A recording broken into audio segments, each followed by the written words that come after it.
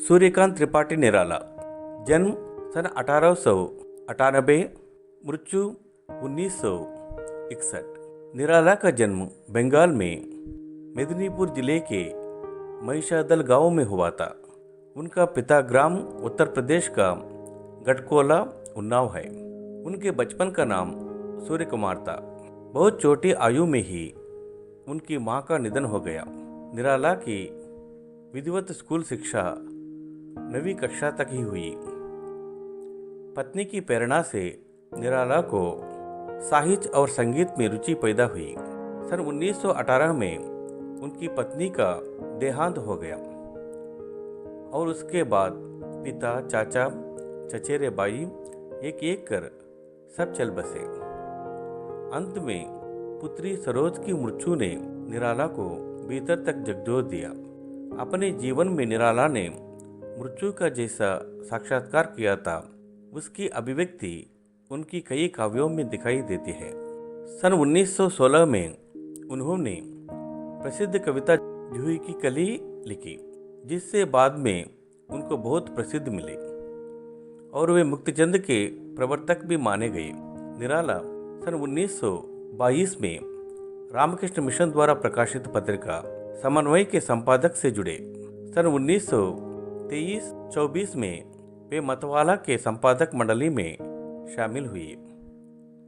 वे जीवन भर पारिवारिक और आर्थिक कष्टों से जूझते रहे।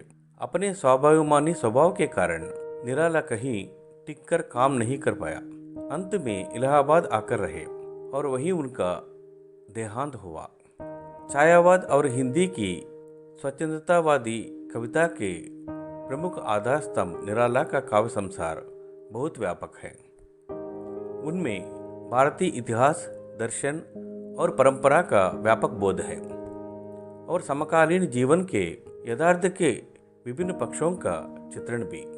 भावों और विचारों की जैसी विविधता, व्यापकता और गहराई निराला की कविताओं में मिलती है, वैसे बहुत कम कवियों में है। उन्होंने भारतीय प्रकृति और संस्कृति के विभिन्न रूपों का गंभीर चित्रण अपने काव्य में किया है। भारतीय किसान जीवन से उनका लगाव उनके अनेक कविताओं में व्यक्त हुआ है। यद्यपि निराला मुक्तिचंद के प्रवर्तक माने जाते हैं, तथापि उन्होंने विभिन्न छंदों में भी कविताएं लिखी हैं। उनके काव्य संसार में काव्य रूपों को भी विविधता है। एक ओर उन्होंने राम की शक्ति पूजा और तुलसीदास जैसे प्रबंधात्मक कविताएं लिखी, तो दूसरी ओर प्रगीतों को भी रचना की। उन्होंने हिंदी भाषा में गजलों को भी रचना की है। उनकी सामाजिक आलोचना व्यंग्य के रूप में उनकी कविताओं में जगह जगह पर प्रकट हुई है। निराला की काव्य भाषा के अनेक रूप और स्तर हैं। राम की शक्ति पूजा और तुलसीदास में तत्सम प्रधान पदावली है, तो भिक्षुक जैसी कविता में बोलचाल की भाषा का सृजनात्मक प्रयोग, भाषा का खसाव, शब्दों की मितव्ययता और अर्थ की प्रधानता उनकी काव्य भाषा की जानी पहचानी विशेषताएं हैं। निराला की प्रमुख काव्य कृतियां हैं परिमल, गीतिका, अनामिका, तुलसीदास, कुकुरमुक्ता, अणिमा, नये पत्ते, बेला, अर्चना, आराधना, गीतकुंज आदि। निराला ने कविता के अतिरिक्त कहानियाँ और उपन्यास भी लिखे। उनके उपन्यासों में बिल्लेसुर बकरिहा विशेष चर्चित हुआ।